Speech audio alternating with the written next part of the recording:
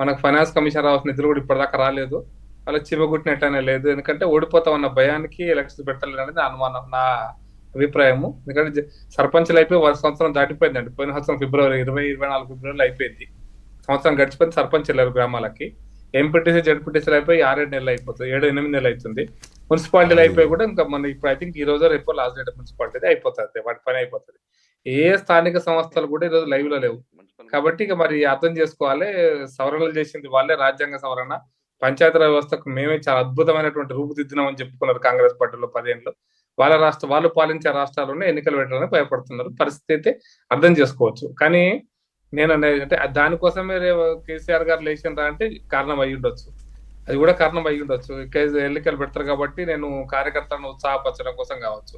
నేను ఇంతకుముందు చెప్పినట్టుగా ఇంత అంతర్గతమైనటువంటి పోరులో మనకు బయట కనపడదు వెంకటకృష్ణ గారు. వాళ్ళు అంటే మీరన్నట్టు ఓ రోజు హరీష్ రావు గారు ఒక దగ్గర ఉంటారు, కేటీఆర్ గారు ఒక దగ్గర ఉంటారు, కవిత గారు ఒక దగ్గర ఉంటారంటే ఈ ముగ్గురే ఉన్నారు. ఇంకెవ్వరు కనపడతలేరు. మీరు అబ్జర్వ్ అది నిజమే కదా, అంతేలే, వాస్తవమే కదా మరి అది.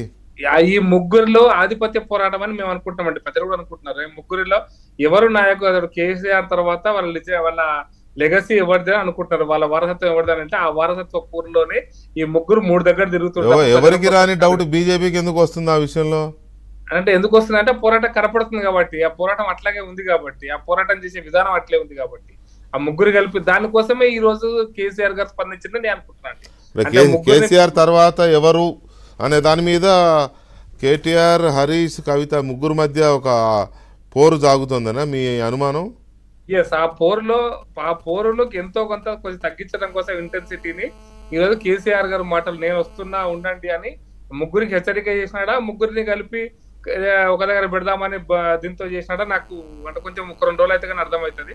దానికోసం చేసిందని నేను అనుకుంటున్నాను. పక్కా ఇది అదే కారణం, అదే అయ్యింది తప్ప ఇది ప్రజలకు ఇవ్వాలనేటువంటి దీంట్లో ఉంటే ఏదైనా కూడా ప్రజల కోసం చేయాలనేటువంటి వచ్చినప్పుడు చర్చలు వేరే రకంగా ఉంటాయి, కామెంట్స్ కూడా వేరే రకంగా ఉంటాయి. మీరు ప్రజల కోసం ఆలోచిస్తున్నప్పుడు మీకు ఒకటి మాత్రం ఖచ్చితమండి వెంకటకృష్ణ, నేను భారత రాజకీయాల్లో మీరు ఏ రాష్ట్రంలో తీయండి, ఒక ప్రాంతీయ పార్టీ ఒకసారి ఓడిపోవడం మొదలుపెట్టినాక మళ్ళీ ముందుకు వచ్చినటువంటివి చాలా అరుదైన సంఘటనలు ఉన్నాయి. చాలా అరుదైన సంఘటనలు మీరు చూసుకోండి. ఎందుకు ఇప్పుడు తమిళనాడులో ఏఐడిఎంకే, డిఎంకే చెరొకసారి చేస్తారు. తెలంగాణ మన ఆంధ్రాలో తెలుగుదేశం పార్టీ, ఆ పార్టీ పుట్టిన దగ్గర నుంచి కంటిన్యూస్ గా అధికారంలో ఉన్నది ఒక చంద్రబాబు నాయుడు హయాంలో 2 సార్లు ఉన్నారు. నేను అరుదైన సంఘటనలు చెప్పాను, 1-2 ఎక్సెప్షన్స్.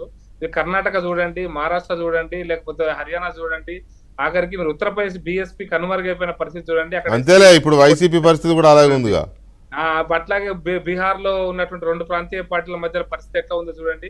ఆఖరికి జార్ఖండ్ లో ఒకప్పుడు జేఎంఎం పార్టీ అద్భుతంగా మేమే రాష్ట్రానికి అనుకున్న పార్టీ కూడా కాంగ్రెస్ తోనే ఇంకోటితో పోవాల్సిన పరిస్థితి వచ్చింది. కాబట్టి ప్రాంతీయ పార్టీలు సహజంగా మళ్ళీ రావాలంటే చాలా కష్టపడాల్సి ఉంటది. మరి కేసీఆర్ ఏమాత్రం బలహీనపడిన ప్రాంతీయ పార్టీలైనా మీరు మింగేస్తారుగా.